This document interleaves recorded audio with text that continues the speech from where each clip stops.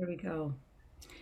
So, hello everybody. My name is Kelly Mabel, and you found your way to the Kind Mind community. And I'm really blessed that What you're all here. is And I'm blessed that 15 we all have degrees an opportunity Fahrenheit to be a and part centigrade? of this conversation, You which want is to the listen to it? principles No. and the conversation that brings the global community together. Because otherwise, I might not necessarily see all your smiling faces. So, just for logistics, if you could all mute What? yourself so that Good. we have an Because like opportunity he's to have a receiving it. clear recording when the beautiful Linda What comes is on. That would be 15 lovely. degrees Fahrenheit And in let me Celsius? just see if Ooh. we can do this. There we go. Awesome.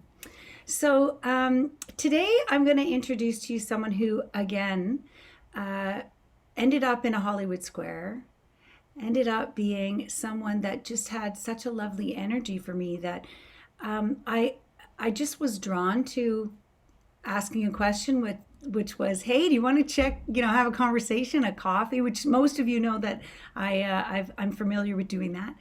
And we had a nice chat about what she does, her understanding, when she came to the principles, some of the work that Linda is doing with women. And from that conversation, I said, how about a spotlight feature in the calendar at Kind Mind? And of course, we're here. So, she said yes.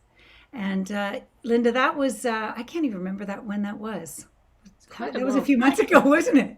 Yeah, it was. Yeah, time's flown by. And yeah, I'm so grateful that you invited me to follow in the footsteps of some rather big names recently. So hopefully I'm going to live up to something, but I'm not going to put any pressure on myself, but just share what I can share and hope that you can take something from that. Yeah. Because I'm a newbie in relative terms compared to like Kathy Casey last week, wasn't it? Who'd actually learned from Sid directly, and I'm sort of many generations down the line from there. But yeah, just I reflections think, on life, really. yeah, I think the beautiful thing about coming together like we do here is that, Rob Cook coined it really well, which was that all voices be heard. And I appreciate looking at the conversation to be about humans sharing their human experience. And so, yeah, whether it's first gens or whether it's newbies, or if only you're here for a day, you've just found the missing link, or you've read a book and you have an interest. There's something that sparked the light in you that said, yeah, I want to come and hear. I'm glad that you found your way. And this conversation for Linda and for myself is just that. It's just a conversation in the moment. So we all have knowledge, experience, and we're all bringing our own individual talents and skills to this conversation. And Linda, yours are uniquely special to you, and I'm just so happy that you're here to share. And I'm going to say that we never plan what we're going to do, because it's always wisdom in the moment, and living that experience. So Linda and I have not decided which way you will unfold yourself, but I will say I'm glad to have Dorset, UK, and Southeast London, and Aylesbury. Aylesbury, that's a new one for me. Aylesbury. I've got to look that one up. Calgary, Vancouver Island, and we have Sweden. So great to see the globe here. And I'm so glad everybody's joined. Mississauga, Vancouver Island, and I'm Port Moody, British Columbia. And so as we bring this conversation to all these areas and spread the message of Sid, Linda, how would you like to begin? Well, I'm happy to just sort of start talking, but I'm also happy for questions, and interruptions. If there's anything I say that people want to pick up on or ask about, and likewise from you, Kelly, ask me whatever you like. But there's a number of little themes that I've just jotted down that I might touch on, because I was determined not to do what I usually do. And that's lots of preparation for everything and then put on the pressure on myself, because then I've got something that I am expecting how it's all going to roll out. And I just love the vibe in this environment, how it is just what it is, and exactly that, to let it roll out. But I thought I would start really by sort of starting with the theme of identity and having to live up to things, because it's a theme that has run so strongly through my life, and needing to almost, like, I can see looking back now with the feeling that I get, and from the understanding of the 3 principles, I can see why things rolled out the way that they did for me in my own life up to this stage. But at the time was so strong and so compelling, and I can just catch myself dropping back into that kind of thinking again from time to time. And one of these areas was around my identity, was about needing to be more than I am, to actually be noticed, to be important, to be valued, to be recognized as valuable in any way. So there was something about being more, or being special in some way. And looking back at that now, I sort of see that coming from really early stages in my life, by not kind of living up to my own brother, who's 4 years older than me, and was very, and still is, sort of like the apple of my mum's eye, and I accept that with grace. It's absolutely fine. He can do no wrong. Whatever he does, it comes up smelling of roses. And I can't live up to that, and I don't try anymore. But for a long time in my life, and from very early years, I felt as though I had to be more like him, and in any way that was. So even little things like he was sort of very slender, gangly sort of child, and I was one of those little chubby children, if you like, all curvy and curly, and I love little girls that are like this. When I see children that are like how I was now, I think, oh look, she's so cute. But being that little chubby person, I always felt that I should be skinny. And one of my aunts actually said to me, the first sentence I ever said to her was, "My legs are too fat," because such was that feeling, because everyone was always saying to me, "Oh, aren't your legs that, you know, nice and slim," to my brother, or "You look at your long legs," and I'd look at my legs and think they're not long legs. So there was always that comparison, and I think that started forming my framework. I had to compare myself to the people that were being noticed or rewarded or commented on all the time. And I just sort of picked up all of that conditioning, if you like, that, oh, Linda can't do this, or, oh no, you won't like that, you won't enjoy this, that's what other people do, it's not what you do. And I was kind of pushed more into the academic kind of side of things, because my brother wasn't really interested in that. He wanted to be a rock star, and was very capable of standing and playing his guitar and singing, and absolutely no worries about that at all. And that wasn't me. I like playing the piano quietly for my own enjoyment, because it was just about the process. But put an audience there, and suddenly my thinking and the self-consciousness would get right in the way of that, and I would do it terribly and just not want to go there. So completely different sorts of people. So I pushed myself down the academic route, and then into a career, followed that standard path that you hear so often of the, you know, the schooling, uni, career, and then whatever comes next, the kids and so on. I didn't do everything in exactly the right order and at the right times, but hey, that's how things pan out. But that was kind of the path I took. But I realized that, looking back now, how strongly I identified with the roles that I performed in the corporate world and in my career, that in an unhealthy way almost, it was validation. If I was able to perform a role at that level, then I was a person that was worth that level. That's who I was, rather than, you know, I'm Linda performing this role. It was almost like I am that role. And I was forever seeking that next rung up the ladder, because I thought that's what you do.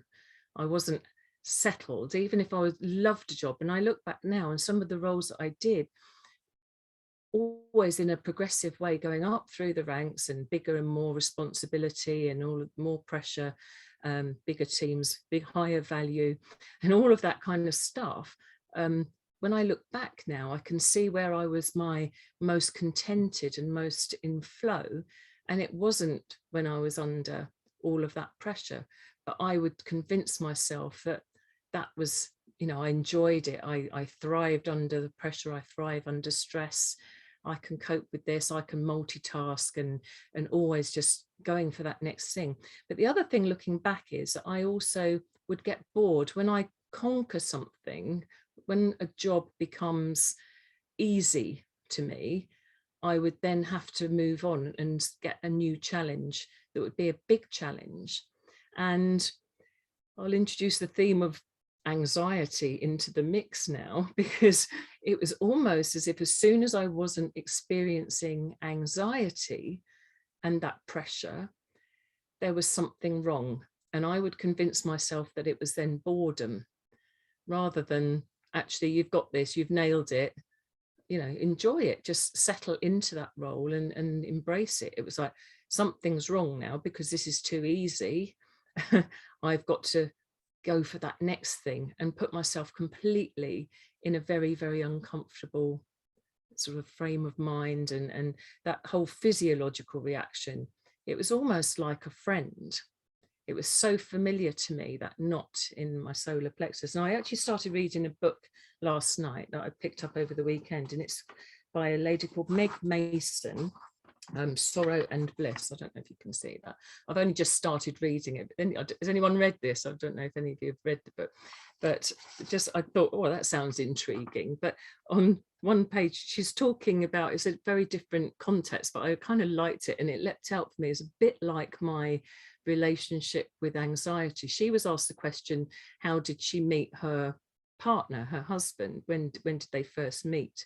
And she replied, but I'm going to add a few words here and there around it. So I've put my relationship with anxiety, although she was talking about her relationship with her husband, my relationship with anxiety is sort of like the sofa that was in your house growing up.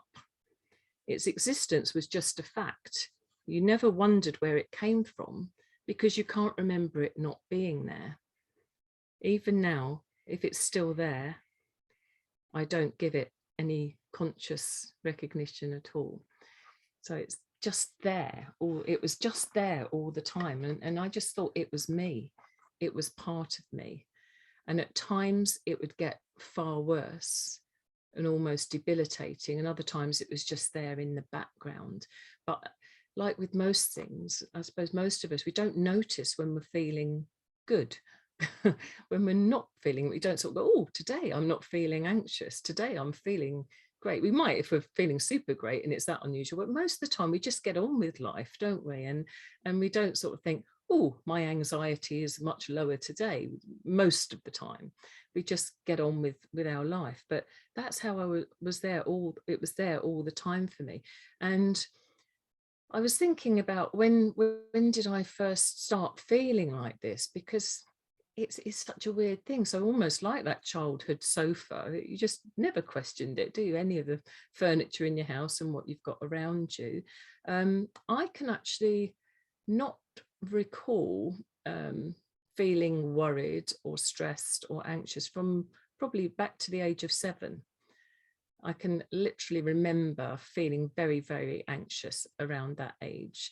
And part of that was, we try and put a reason on things, but a notable event for me that was prolonged was my brother going on to high school.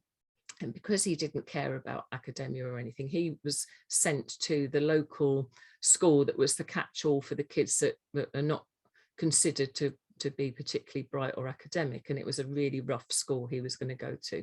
My mum had such huge aspirations for him, and every day I would go to bed and then they would start arguing, and it would go on, and I could hear it from upstairs, and I would lie in bed crying, thinking, oh my goodness, that's going to be me in a few years if I don't get into a good school.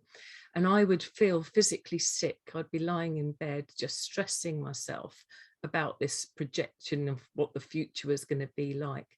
And this is what we do to ourselves so easily. But if I had known then, and as a child, and why it's so valuable, I think, for us to share this understanding with children, is how we can understand that, you know, the future, that's my brother's reality in that moment. It wasn't my future, but again, it forced me down. I've got to try hard at school. I mustn't fail anything. I'm going to be in my mum's bad books and all of this. I'm going to be the one she's arguing with. Well, my mum's not that scary. She's a bit fiery, but really I have to set the record straight. She's not a scary person, but in my mind, I built up this big scenario. So that kind of drove me through primary school and into secondary school and so on. And that's possibly why I felt it, but that was always there. That underlying anxiety was my habit and my best friend almost. It was so familiar. So always there. And then I went into this career and I've actually reskilled completely and changed direction 4 times in my career. So it was almost like I wouldn't just go a little bit, deviant from my path. It's almost like, no, I'm going to lock, stock and barrel move over into another area and start fresh.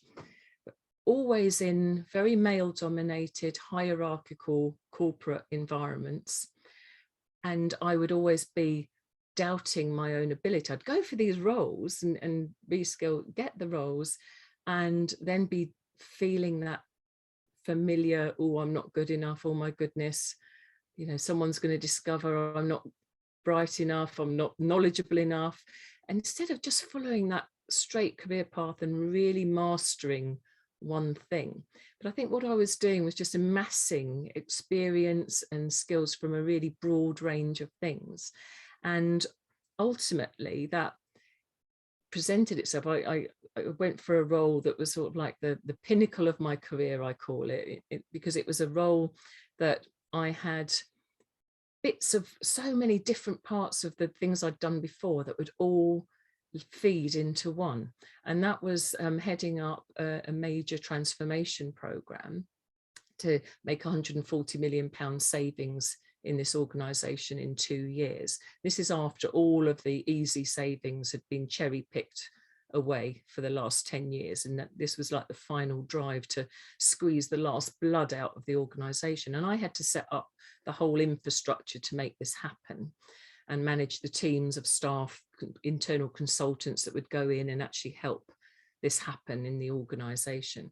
And it sort of drew strengths and things that I'd done. And I thought, God, this is amazing. And it was a real, exciting challenge, and it was going to be creative, and it was high powered, high profile, all the things I really believed that I wanted and was the next logical step. Now I can remember, and it's not that long ago, it was back in 2016-ish.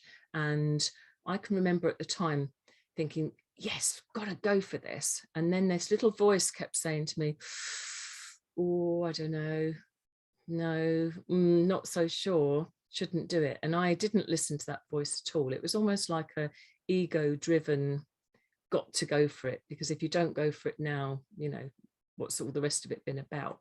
Got to go for it, got to go for it. And it was almost like everybody was encouraging that ego. Come on, yeah, you can do this. And if you don't like it, you don't have to stay, and all of that sort of thing. And I went for it and had to live away from home whilst I was working there. So each week I'd head off at about 4:45 in the morning, because it was a long way from home.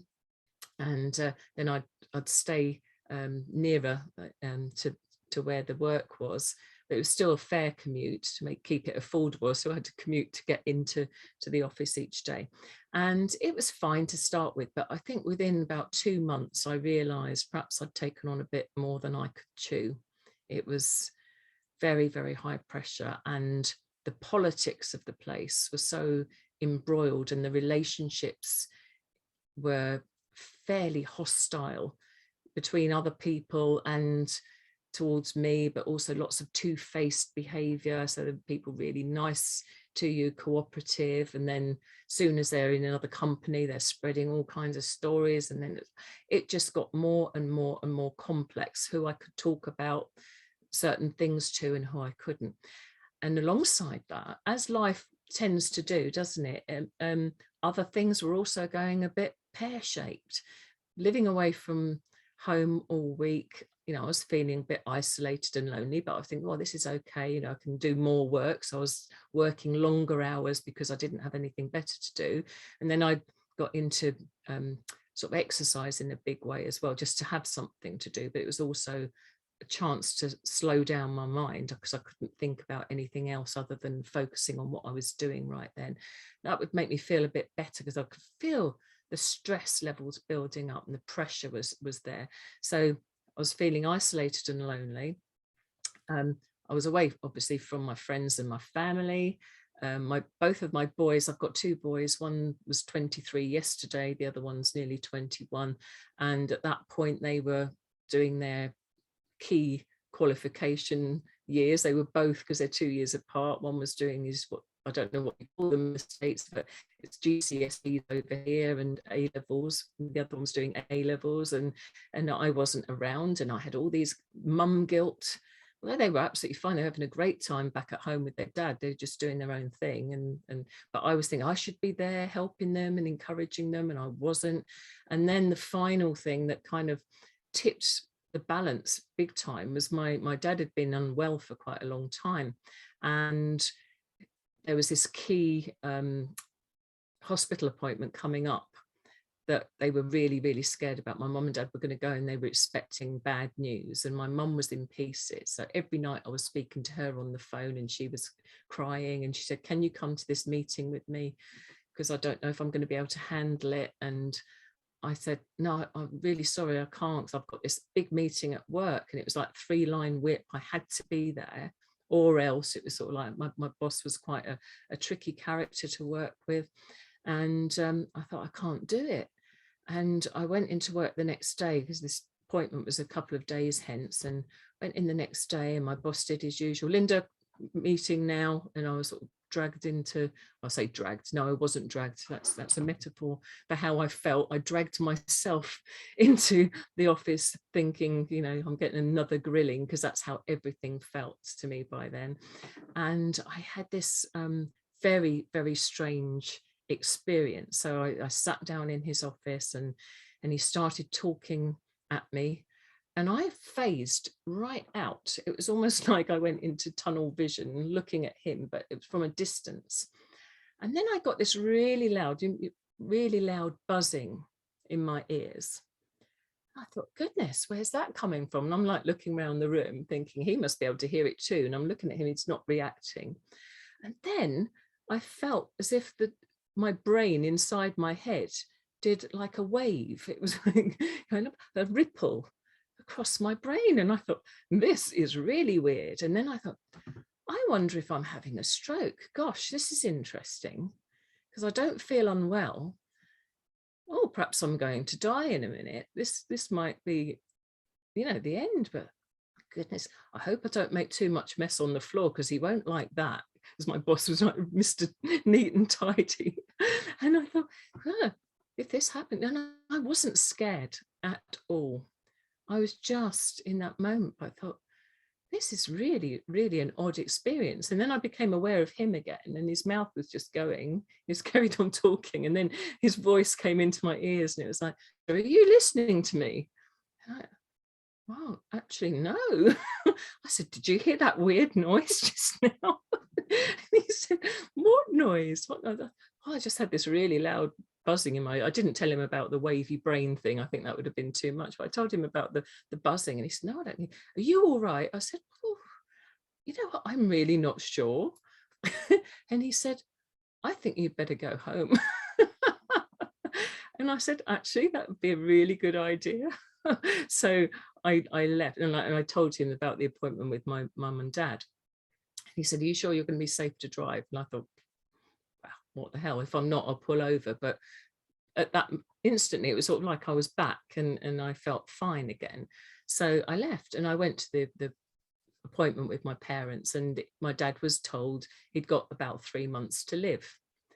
And that was a really defining moment for me, because I thought, I've been working in this way, you know, because by now it was about 6 or 7 months in, all the hours, I was exhausted. I'd been ignoring all of the signs, all of those typical feedback from our body and our systems about stress and anxiety. I had completely ignored the lot, thinking I was better than that, I can cope. Yep, you know, job big, important, and all of that. And I was going to pay for it. and I thought, what am I doing? This is taking me into such an unhealthy place. And so I decided at that point, when I got back to work a week later, I handed in my notice and I worked my notice. And that was the sort of turning point for me. And I thought, well, what do I do now? Because I really don't want to go into that environment again. And I didn't realize that, I was so close to burnout. And as soon as I stopped, I really struggled with my emotions and everything else. So although I was still supporting my parents and putting on that mask that we do to support other people, I could completely hide how I was feeling. I thought, I can't share with my mum how I'm feeling, really, because she's got so much on her plate already as my dad's main carer. Got to support her. I'm being strong for her, but I'm falling apart inside, even though I was back home and safe. So I knew I had to heal myself.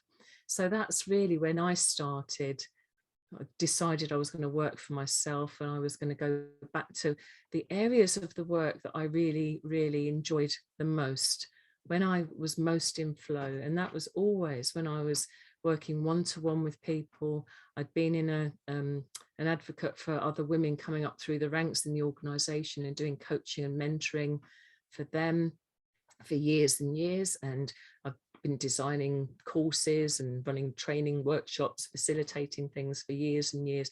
I love that stuff. I love it. That's when I thought it was just too easy to really think that it was work because it just felt too good. And I had that belief that so many of us do, that we have to work hard, got to work hard to be valued, or to be worth the money that you're being paid. And I really pushed myself hard in that.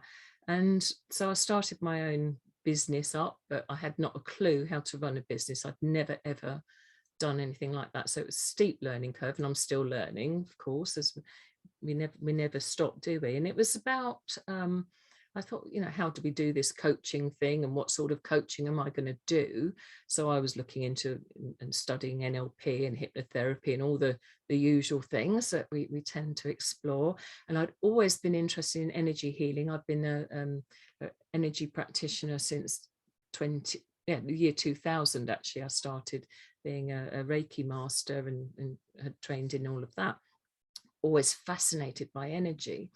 So I did those things and sort of started up Linda's sort of coaching business, doing life coaching and that sort of thing. But it didn't really feel right at that point. I was finding my feet and muddling my way through. And it was probably later that year or early 2018 that a guy called David Key, who some of you, I know Lee has heard of because and Liz who's joined us, also have studied with David. David Key is one of George Pransky's mentees, so he's like that next generation down. And he popped up in my news feed in Facebook and talking about coaching, and I thought, what's this? And I listened to his little video and fell hook, line and sinker into his sales funnel and clicked on all the right buttons and started studying with him. And it was this thing called the 3 principles, and I thought, well, it sounds interesting, don't know what it is. And in various sessions, he was like doing weekly calls, and one of them he started talking, and how these things land when you have an insight. You don't always know what it was that was said that actually created the feeling that changes everything for you. And he said something about anxiety and how we're creating our own experience moment to moment, and if you just don't think in that same way, then that feeling will change. And I thought, well, that's ridiculous, because this is part of who I am, this anxious feeling. I can't let that go, because if I do, that's a bit scary. What's going to be in there? And I thought, well, let's just try it, So I sort of did some little trials and testing with my own thinking, and what do I feel now? Oh, that's weird, that's gone. And it was just like it went, woof, this weight off of my shoulders. It was a real release. And inside then I just had this, I can only describe it like a space. It is just like an empty space. And to me, that scared me to start with, because I thought, well, that can't be right. And I can look back even in that recent history since then and see how I have tried to recreate the stress and the anxiety in my life just to get that feeling back. It's almost like I was addicted to it because it was so familiar to me. And I'm much more sensitive to it now. As soon as I start noticing the stress building up, because to start with, I started thinking, I'm stressed all the time. I'm stressed all the time. But actually what I know now is that I'm just really, really tuned in. So as soon as I start getting that feeling, I'm not going to stick with it. Sorry, I'm just talking and talking. I've not let anybody butt in at all here, but You're good. You're good. Carry on. so yeah, so it was kind of scary to me to allow that emptiness. But now I recognize that emptiness as just my calm. It's my calm, and that's my safe space. And it's lovely. It's just lovely. And how, recognizing how we can just be our own masters, to drop back into that when we tune in to the how we are feeling in the moment, and not being afraid of that.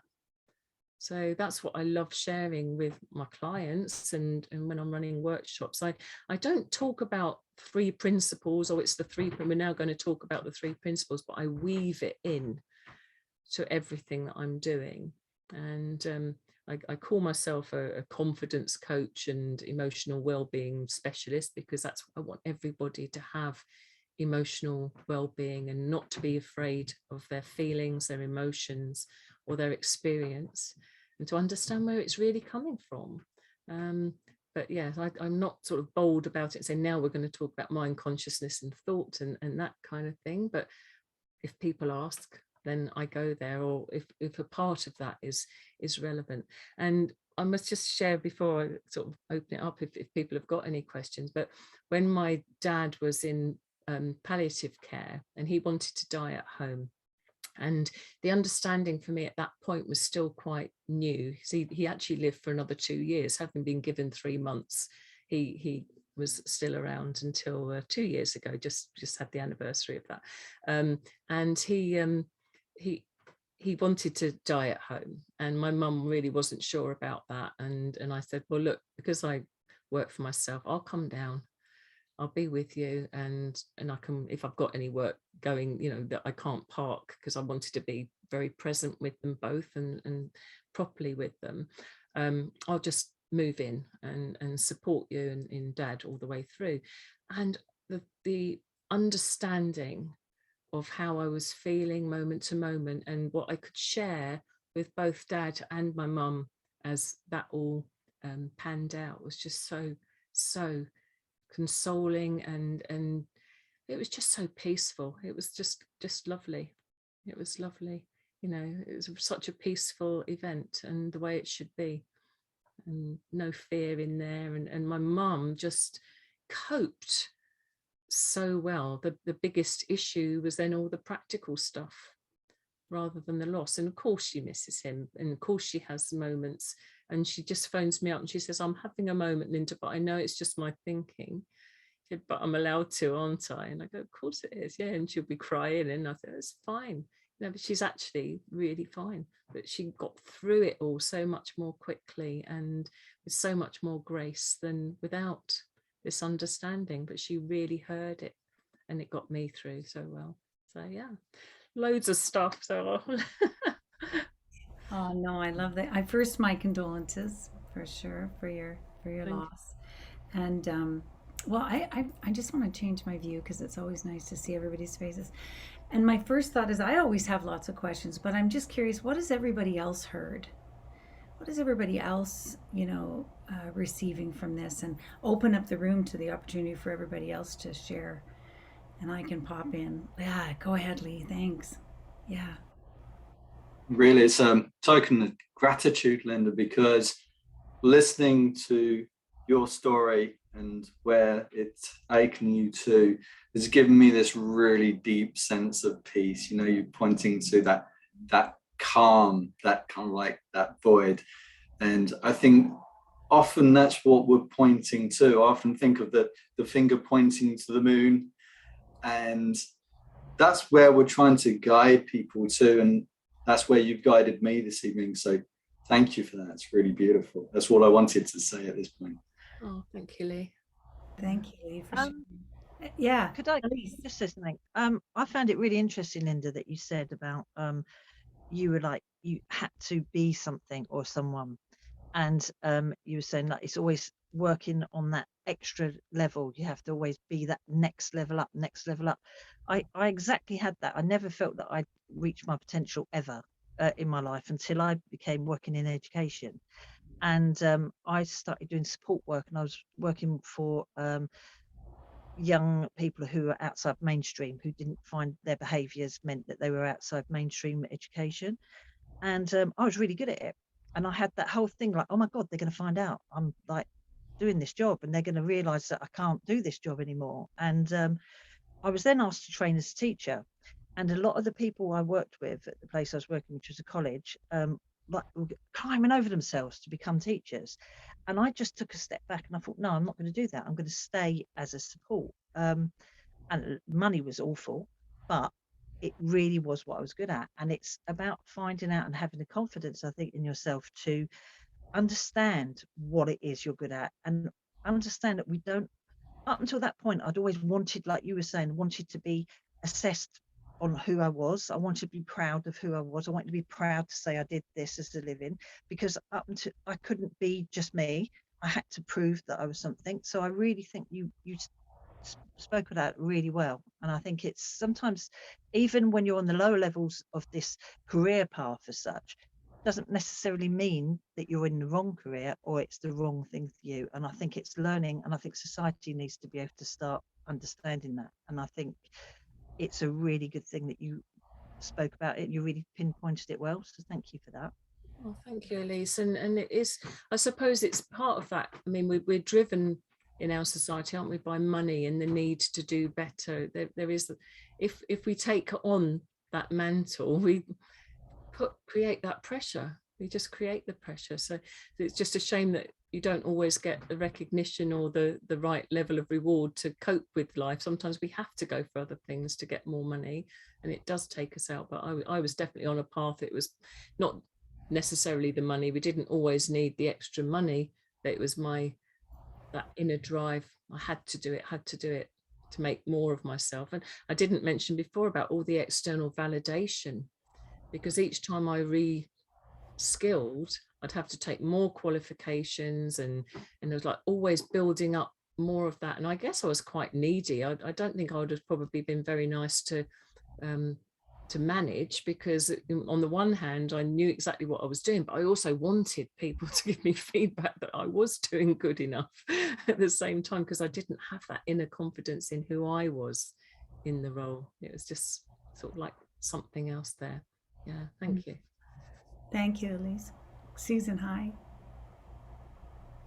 Hi, thank you, Kelly, for bringing beautiful Linda to this room today. Gosh, there's so many things that sort of popped out at me, and certainly your experience growing up.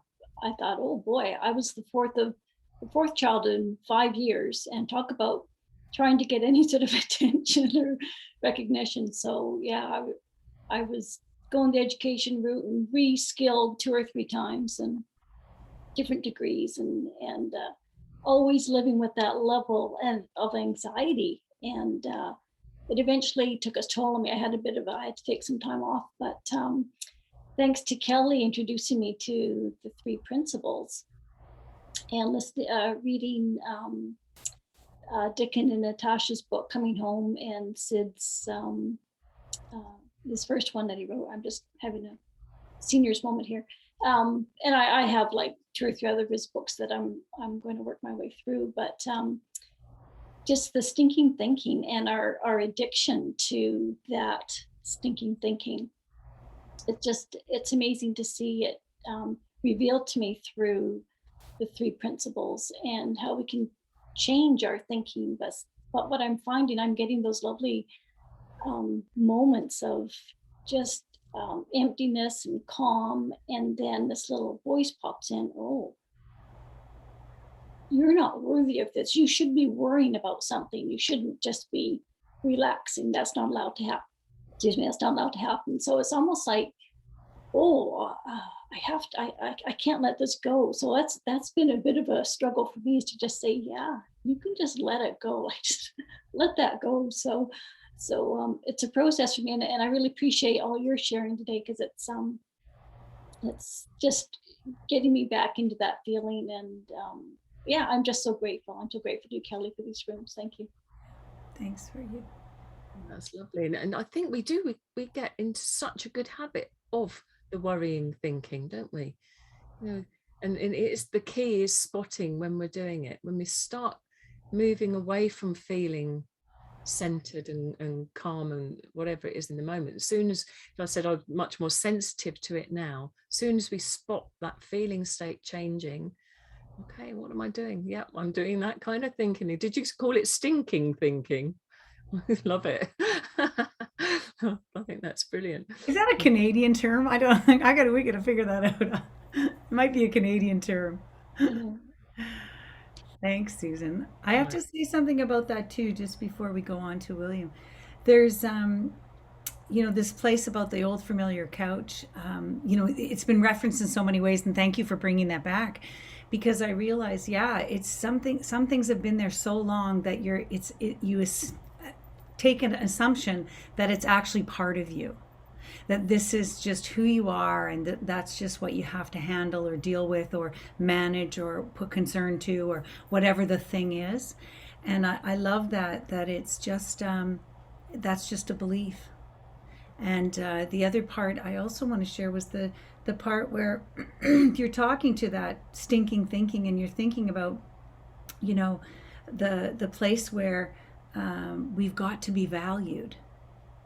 What about me over here? Look at what I'm doing, and that pushing, continuous pushing to think that, oh, if we do this, it'll be better if we do that. And even when we finally get to the calm, the place where we're like, wow, I'm seeing this understanding for what it is. And then I've been recently coaching some people, and we're talking about the place where, we get there and we're in it, and we know it, but yet we're looking to create chaos because we're so familiar with a busy life that instantly creating something more or different, or replacing the stillness with an action or activity. And the conversation came to this place where we just need to leave ourselves alone. What does it look like just to leave yourself alone for a while? So yeah, thanks, Susan, for the reminder. William. Well, I just had such a nice feeling listening to you. My goodness. I marvel at how your words just flow like a river spring. I mean, just on and on. But I found myself just kind of drifting away, being with you, and all the feeling. And so I had thought just occurred that in life, I think I've served two masters. One was my thinking, all the roles, all the shoulds, all that part. And the other was when I was in my sports and just was playing my dog or whatever it is, the feeling. And I know as a kid, I could pinch myself or have someone pinch, and the game was, well, I don't feel it. It wouldn't react. You can't make me feel. You can't make me feel. I took that literally pretty much a lot of my life, and then wind up going into a field where it's all about feelings. But what I'm really noticing now more is that I see so much just through the eyes of the identity, the image. But rather than getting rid of that or pushing away or unhinging myself from it, I see that really it's when my attention is in the moment. And then it's like, that's the new master, so to speak, the one that's always been there.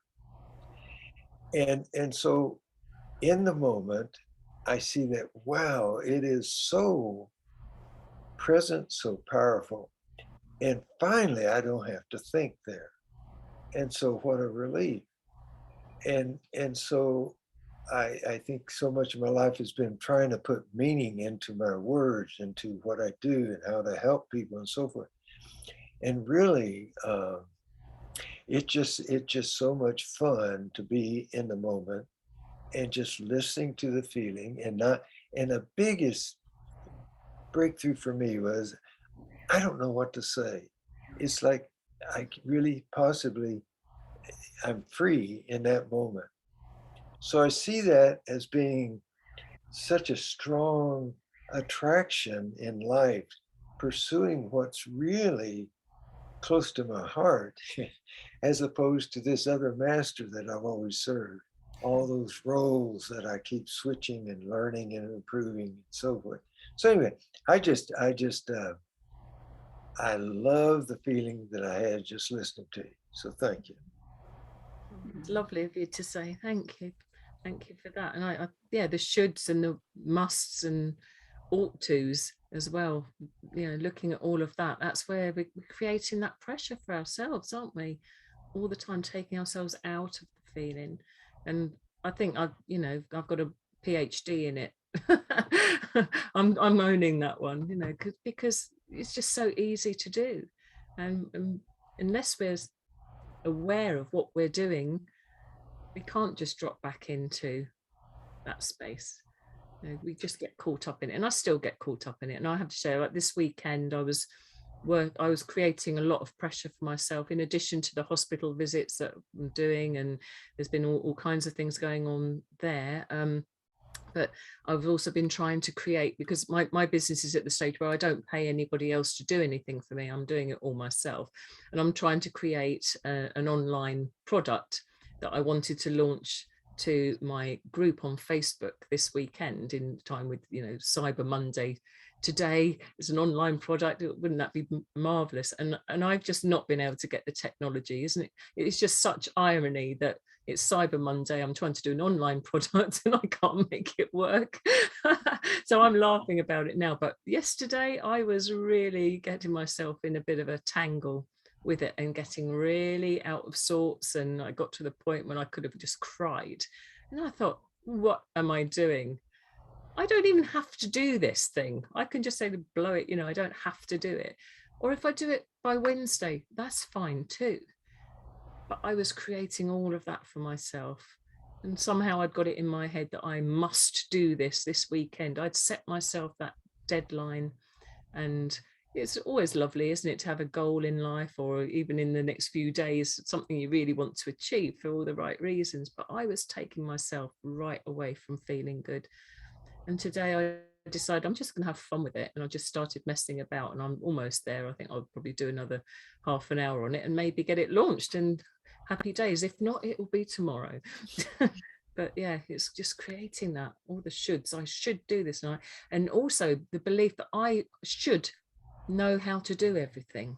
Yeah. You know, I do a little course and think I should know everything and be able to do it perfectly first time. And who said that? Who's created that rule other than myself? It's crazy, isn't it? Yeah. I like that you said that, because I often, as a teacher, I often ran from September to January. So September to, you know, the end of the season, and then it's January to June, and then it's like, okay, you get some time off to build again.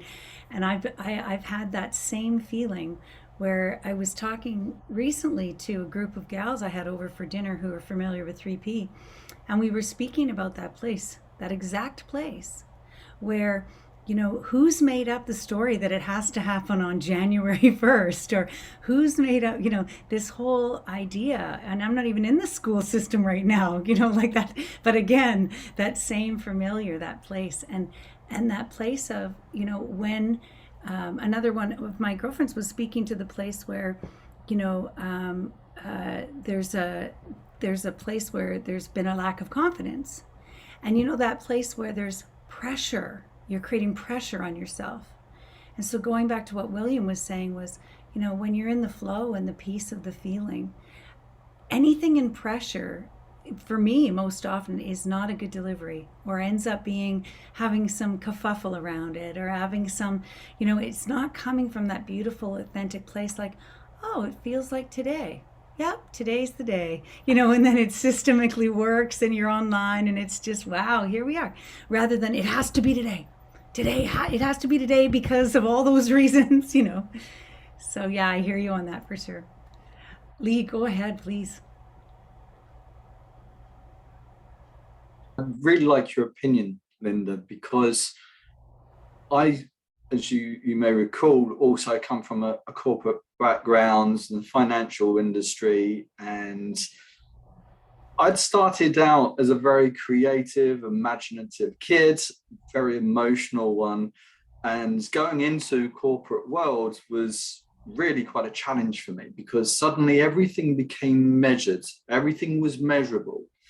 Every moment of the day had to be logged, and you had to plan everything accordingly. And so I felt like I'd transitioned, as they would say, from the right side of the brain, all creative, intuitive, and having to shift over to the left side and everything monitored. But looking back, I think that was really helpful to me, because it created a sense of balance, a sort of a structured way, being able to structure my thinking a certain way. But then I think it may have gone too far, where everything became measured and I have to record everything and I have to plan everything. And the anxiety started creeping up, and it's everything going faster and faster. And then, the peace of just being present and just dropping the story, finding that calm, and then realizing that, feeling that, just beautiful experience, not wanting to go back to the next thing, project plans, etc.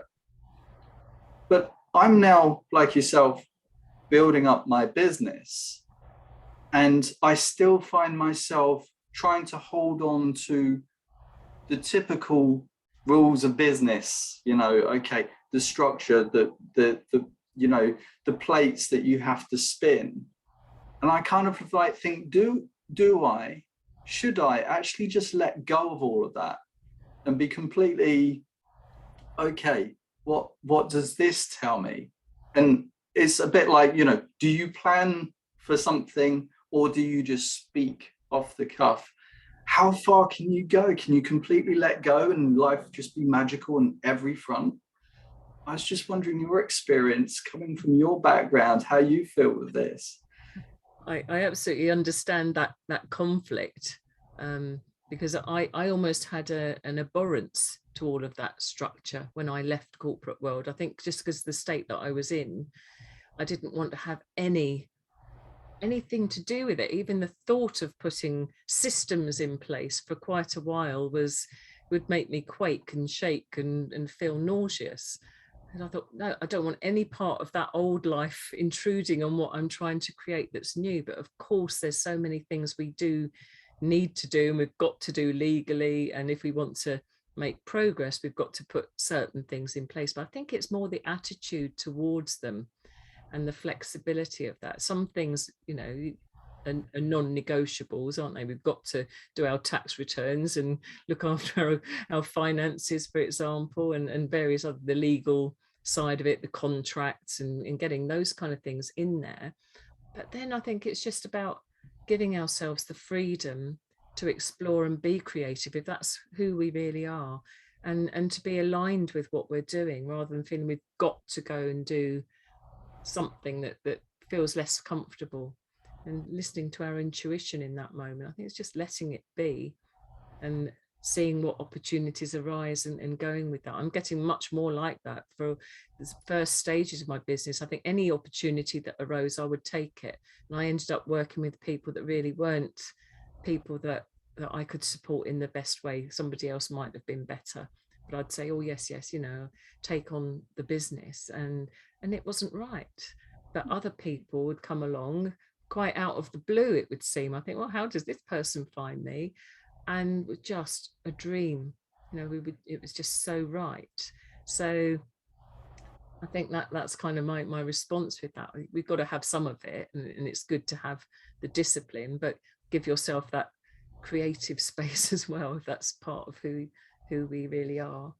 I think we're all creative, really. We just can hide it. Yeah. Yeah. Thank you, Lee. I also think that, it's all the feeling. When it really feels right, there's a flow to that feeling. And like you said, when you knew those clients were right for you, Linda, they just felt, it just feels differently. Yeah. Greg, hi. Hi, Kelly. Hi, Linda. Thank you for sharing. So many things you said are like, I don't know, resonate with me or just reflect the same experience I've had, whether it's, in childhood or going to school and dying parent, things like that. So thank you for sharing. I got thinking back to growing up. My brother was a year and 10 months older than me, but only 1 year ahead of me in school. And quite often I would go to my next grade level and have the same teacher he had just had. And of course, he was a genius. So on the first day of school, they'd say, "Oh, you're Chris Fisher's brother. This is fantastic." And then after the first test, they'd say, "Are you sure you're Chris Fisher's brother?" Oh. And it was a big thing to live up to. And in grade 7, we moved cities. And I've always looked back at that point in my life as a big turning point for me as a student, but as a person, I guess, in general, that we moved somewhere and nobody knew who Chris Fisher was. And so I didn't have to live in his shadow or live up to some expectation. And then just hearing you tell your story earlier, and this is something I've only been looking towards the principles since like March of this year. And I hadn't really ever thought back to my past and stuff, but I started thinking when you were talking about your childhood and reevaluating like that experience, because I had this great little story, which I kind of just shared. And now I look back through the lens of the principles and think, oh, that's not what was going on at all. That was my thinking. And then I started thinking to myself here during the call, like, oh, I really need to go back and look at my whole life and all these milestone moments and revisit them through the 3 principles and what did they actually mean, or what was really going on there. And then I very quickly got to the place of like, well, that would be a complete waste of time because it really doesn't matter.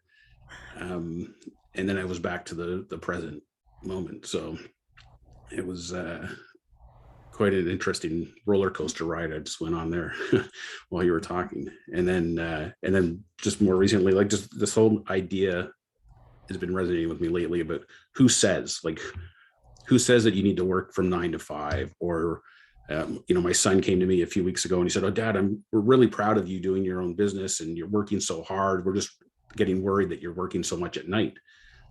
Because I'm often on my computer in my office, and but I used to just be watching TV or wasting time basically.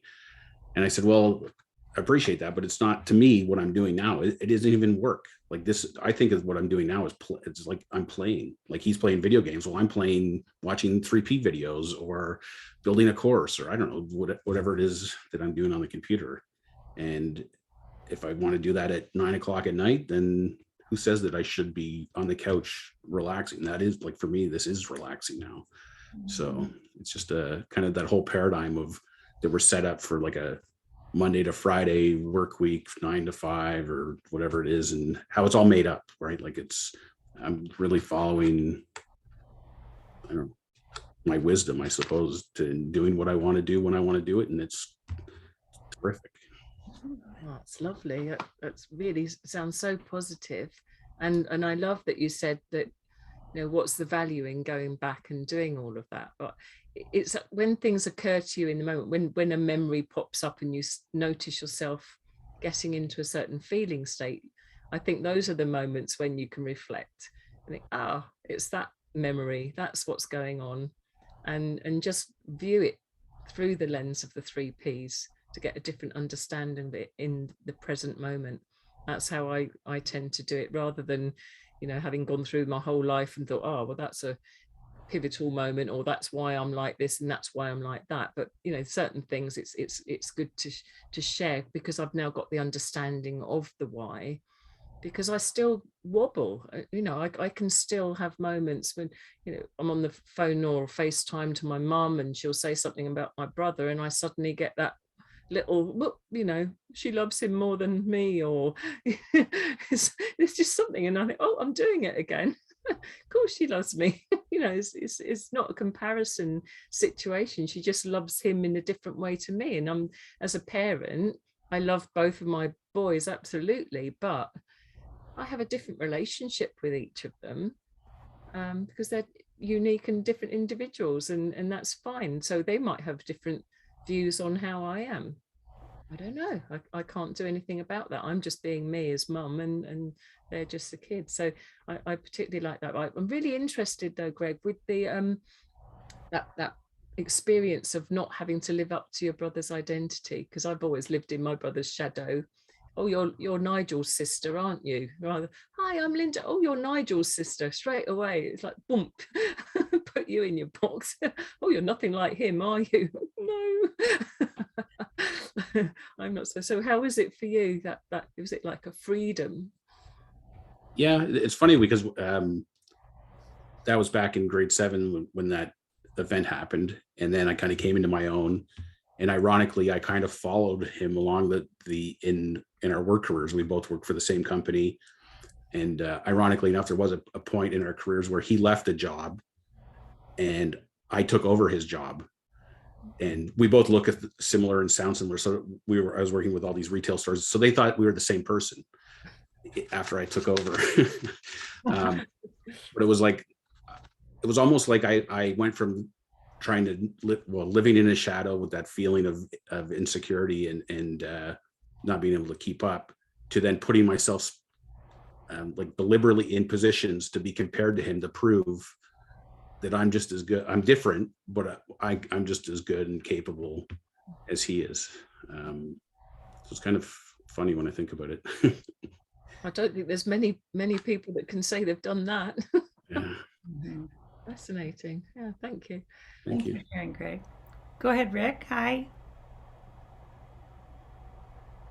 You're muted, my friend. We'll start on the other foot. So, yeah, how many times have we done this? I don't know. Should be an automatic unmute button. Anyways, thanks, Linda, and thanks everybody for bringing up so many different things. I noticed, Linda, in the background you have calm and confidence, and I get calm. I'm just curious about, can you talk a little bit about how you see confidence?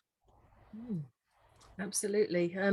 For me, it's when our thinking state takes us away from that feeling good space, when we become more self-conscious, more worried about what people are thinking about us, and you know what might go wrong, and all of those other things. That worrying, that's what I believe takes us away, because calm is there. I think confidence is just there when our thinking's not taking us away from that space as well.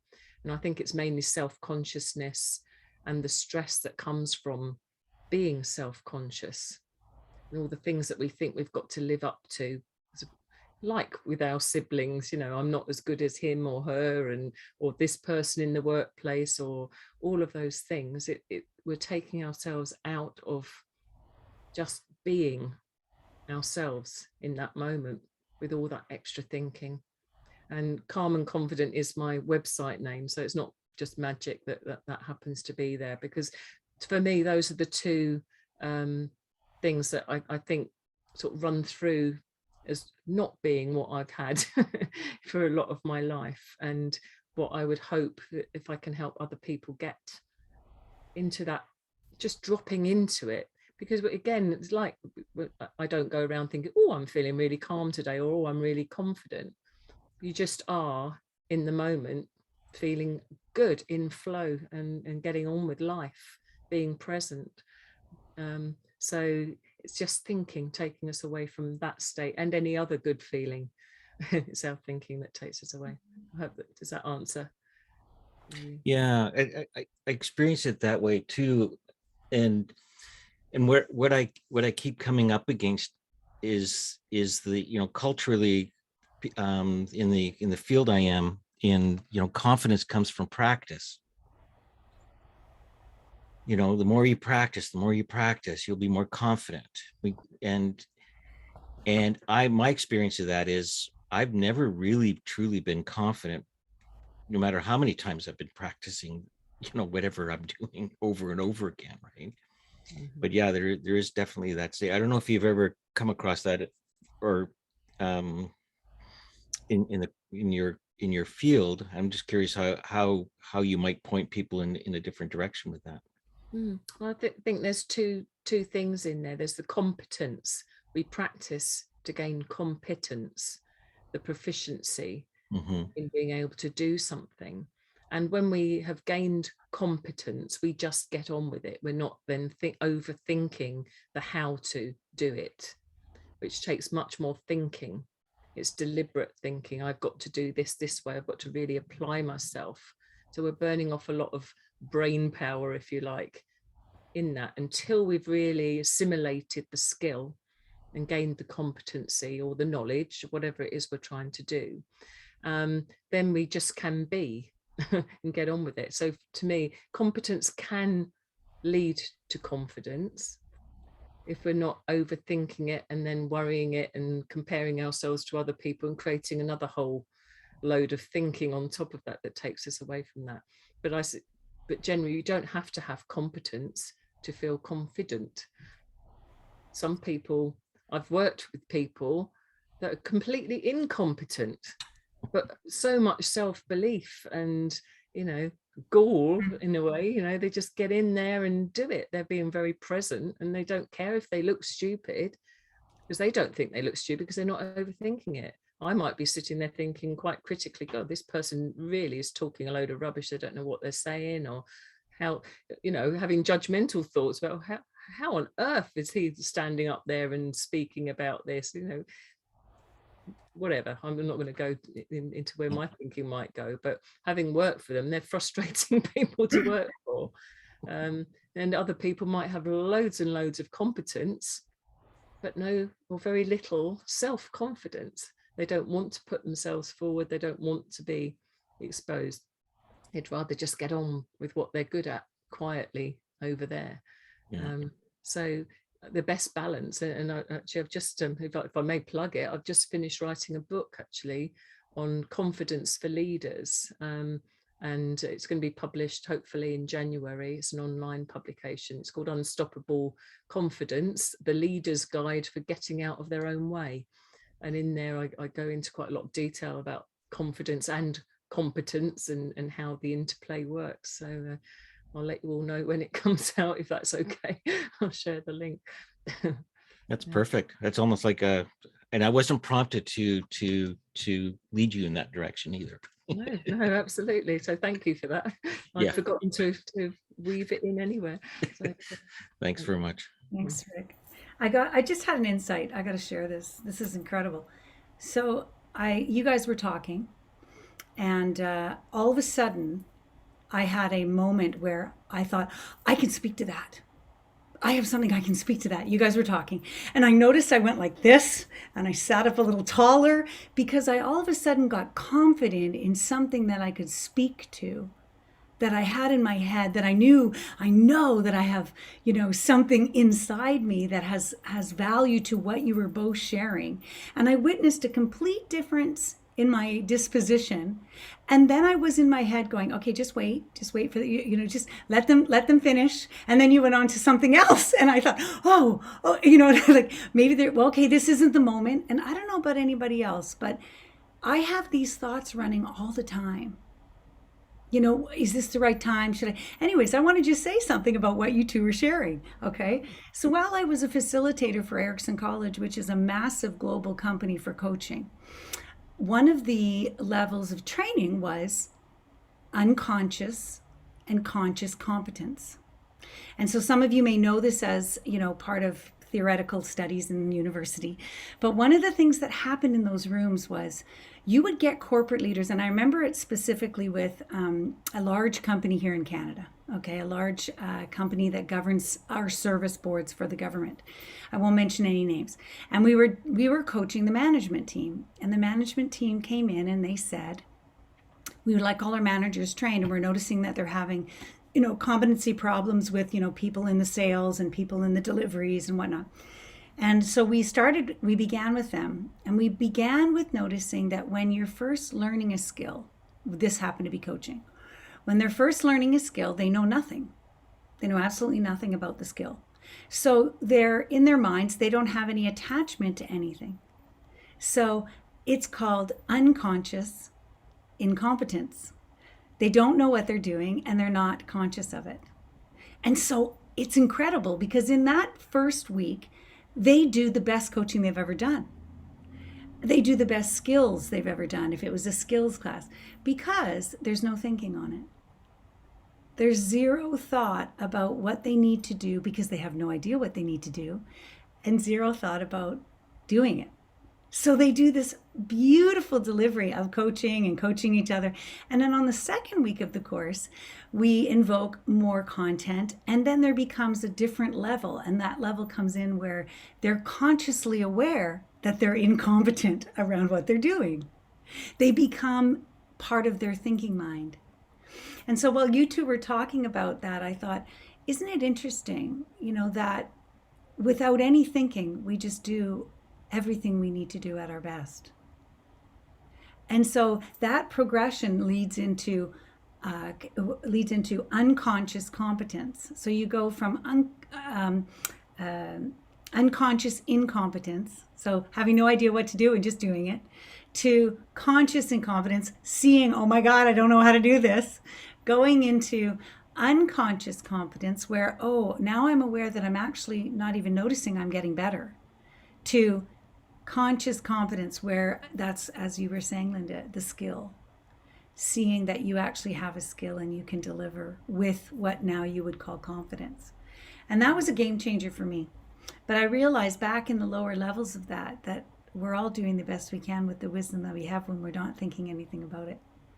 That's it. And those two levels in the middle is when we can start trying to wear masks, trying to pretend to be more confident than we are, trying to be more competent than we are, trying to create an impression about all of those things. And that's all extra thinking. And Natasha Swerdlov talks on this so well when I would have heard her talking, about it's almost like carrying around a suit of armor that we're hiding behind so thoroughly. And it's not a comfortable place to be. Yeah. If we attach too much thinking to it, other than just recognizing that that's how we are at that moment. We're on a journey, aren't we, of self-development to gain the skill or to gain the knowledge and embed it. And that's okay. So we don't have to be uncomfortable with it, but that's probably where we're most likely to be the least comfortable, when we're in those two middle areas. Yeah.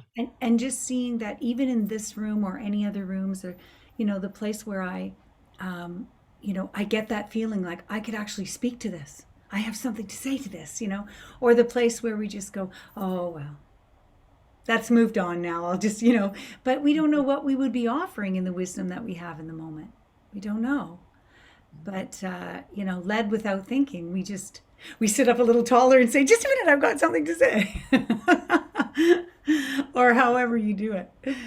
Rick, did you have something extra to include, to add there? I saw maybe something. I saw something. Did you? I did. I don't know. I just saw a little wipe in the hand and a little. Oh, no. Yeah. So how's everybody's unconscious competence working? Who else? Anything else? Yeah, Marlene, hi. I really love the metaphor of the sofa. I really resonated with this, with Linda's, what she spoke about feeling anxious. I went to a writer's retreat a couple of years ago, and we were to write 1,000 words at the retreat. And so I wrote my 1,000 words, and that's the end of what I did.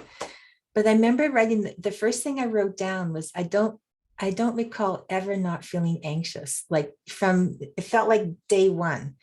And I can appreciate, some of the roots of that. My mother was a perfectionist. And so always, correcting and in her desire to have her children be, high achievers, high performers. But yeah, so the sofa thing really resonated with me.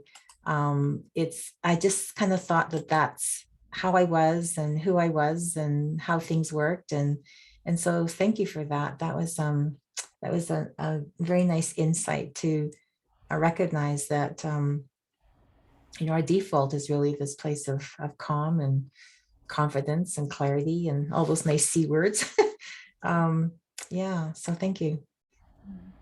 You're welcome, Molly. It just leapt out at me as soon as I read that last night. I just started the book when I got to bed. I thought, read the first chapter, see how I get on with it. And it it just jumped out. And I thought, oh, perfect timing, isn't it? Yeah. Serendipity coming on here today. I thought, yeah, I'm gonna use that in there, because it just it's exactly like that. It is. I never questioned why I felt like it until, looking back now. But yeah, always there, my friend, part of me, who I was. And it was a real fight to not recreate it all the time for quite a while. When I first let it go, I just then would catch myself recreating that same sensation again. And I go, oh no, this is not a good place, and drop back out of it. Yeah, but I wonder if there's a fine line, because I've changed careers a number of times and got lots of education, and I can see how all of those different areas where I worked in contribute to my capacity as a coach now. But I wonder if there was that underlying drive to be a high achiever and be validated and accomplishing even more, and however one describes that. Because I look at my friends who stayed in the career I started out in, and worked their whole career in that field, and retired and are living happily ever after. And I feel like I'm still in the process of recreating myself. Yeah, I think some of us will always be like that. And I assume that as part of my identity, that I just am curious about so much. Yeah.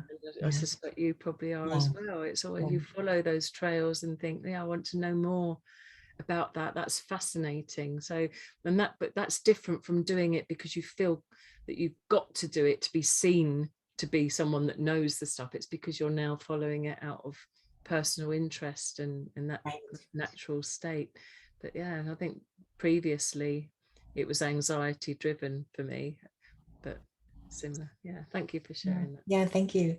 And I find too, with having been introduced to the 3 principles, this feels like it's it, because there's this continual unfolding, these new levels of awareness and insight. It's very exciting.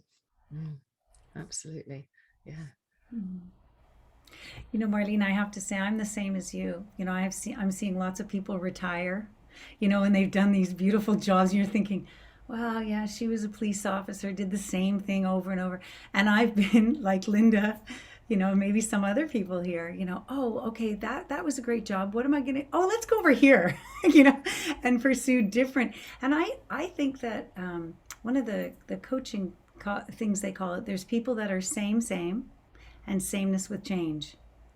And so I just look at myself as a sameness with change, because even though maybe my living room and house stays the same, I'm wandering around the world of work or employment or seeking, the word I think they call is just being a seeker, always getting curious.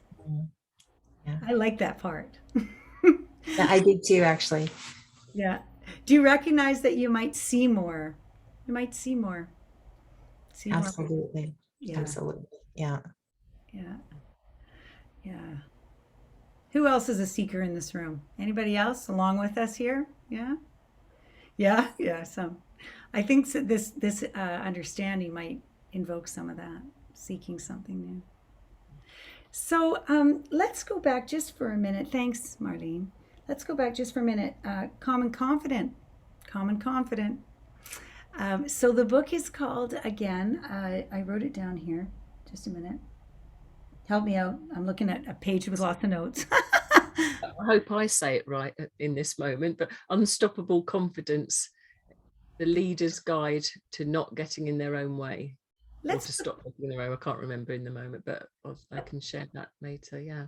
let's put that in the chat so people can grab a hold of that, because that's coming out real soon, and how exciting that is. That's just Yeah, that was one of those things that it presented itself, the opportunity. Someone approached me, Linda, would you like to? I see that you're a confidence coach. Can you do something for our online business publications? It's a company called Book Boon, and I think they're Danish or something. I think they're over there, but they sell books to mainly corporates to help their leaders develop. And I thought, why not? I hadn't really thought about writing a book before, and I just followed it. And then I had moments thinking, what have I done? Because it's not a really long publication, and sometimes keeping things short is just as challenging as to, if I'd had 30,000 words to write, I might have been able to do that more easily than the 12,000 limit that I had. It had to be something that's digestible in 2 to 3 hours, with activities to do to explore your understanding around the issues as well. So it was a real chance to be creative, but I've certainly had my moments where I've gone into that, who do I think I am to be doing this, and what if people think it's a load of rubbish, and all of that kind of thinking. And I've just recognized it, I'm doing it anyway. I've signed the contract, I've got to deliver it anyway now. Might as well just get over myself and live by what I'm writing about here. It's just fun to reflect on that. So that's what I've just done, and literally today I've sent it back, the very final proofread, a little tiny amendment, adding the number 1 in one place, and I said, I don't need to see it again. If you just do it, just get it done. And that's it. So that's I call those opportunities divine appointments. Like, it was meant to be. It was meant to be. Okay. So what a lovely conversation. I'd love to do what Rob Cook does, which is let all voices be heard. So if everybody would like to, anybody who hasn't said hello would like to come on and just say hi, we would love to have you do that. Or we can turn on our mics and say goodbye. But before we do, I want to thank you, Linda, for coming and sharing your truth, your wisdom. The one thing that I realize is that as we let all voices be heard, there's always a message for me. There's always a message for me, no matter what the conversation, and yours did not come up short by any means. And I'm just glad that my divine appointment guided me in this, in having you here. And if any of you here in the room would like to be a part of Kind Minds Conversations, please let me know by personal messaging me, because you have a voice and you have wisdom, and we all love to hear the difference and the experiences that people can bring. And I just want to say also that we have Cecilia Hector. Is she in the room? She's gone. It's a little late for the people in Sweden. But Cecilia Hector is coming next week on the 6th, on Monday. And some of you will be seen at the 3PGC apprenticeship classes beginning tomorrow, which is why we changed this class to today. And I'm glad that Linda was able to come on a Monday when I switched the routine for her. So without further ado, thank you everyone for coming to the Kind Mind community. And I wish you a fabulous week. And if we see you tomorrow, great. And Farnak, Mark, Michael, Liz, if you'd like to come on and say hi, we'd love to hear from you. And if not, goodbye, everybody. You can unmute and say goodbye to Linda. Bye, everybody. Bye, Linda. That was great. Cheers. That was really Bye. great. Thank you. Bye. Thank you. Thanks, everyone.